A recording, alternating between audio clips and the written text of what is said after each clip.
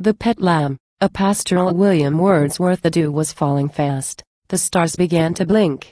I heard a voice. It said, quo. Drink, pretty creature, drink. Quo. And, looking o'er the hedge, before me I espied a snow-white mountain lamb with a maiden at its side. Nor sheep nor kin were near. The lamb was all alone, and by a slender cord was tethered to a stone. With one knee on the grass did the little maiden kneel, while to that mountain lamb she gave its evening meal. The lamb, while from her hand he thus his supper took, seemed to feast with head and ears, and his tail with pleasure shook. Quo. Drink, pretty creature, drink, quo. She said in such a tone that I almost received her heart into my own.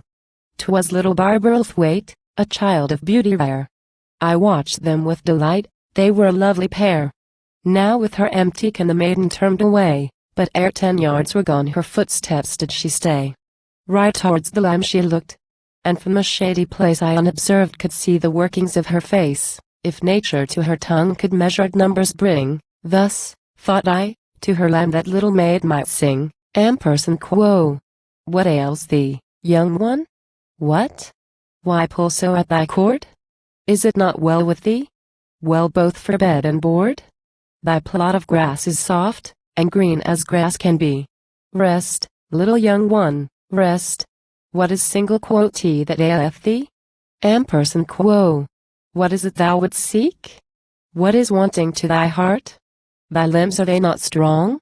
And beautiful thou art, this grass is tender grass. These flowers they have no peers, and that green corn all day is rustling in thy ears. Quo. If the sun be shining hot, do but stretch thy woolen chain, this beech is standing by, its covert thou canst gain. For rain and mountain storms, the like thou needest not fear, the rain and storm are things that scarcely can come here. Quo. Rest, little young one, rest.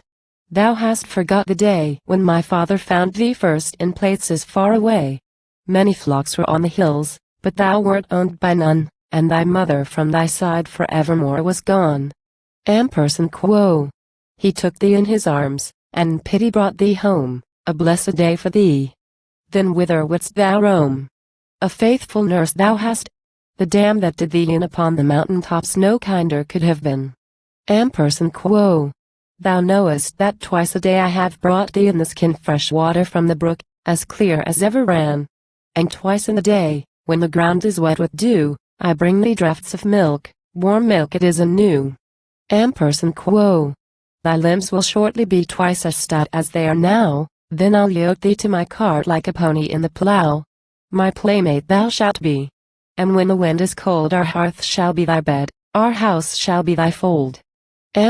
Quo. It will not rest. Poor creature, can it be that 'tis thy mother's heart which is working so in thee?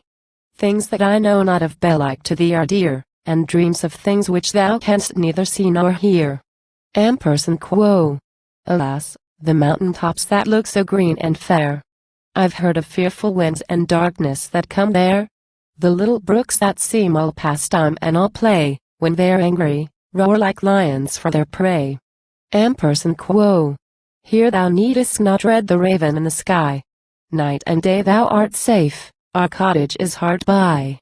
Why bleat so after me? Why pull so at thy chain? Sleep and at break of day I will come to thee again. Quo. As homeward through the lane I went with lazy feet, this song to myself did I oftentimes repeat. And it seemed, as I retraced the ballad line by line, that but half of it was hers, and one half of it was mine. Again, and once again, did I repeat the song. Quo. Nay, quo. Said I, quo. More than half to the damsel must belong, for she looked with such a look and she spake with such a tone, that I almost received her heart into my own. Quo.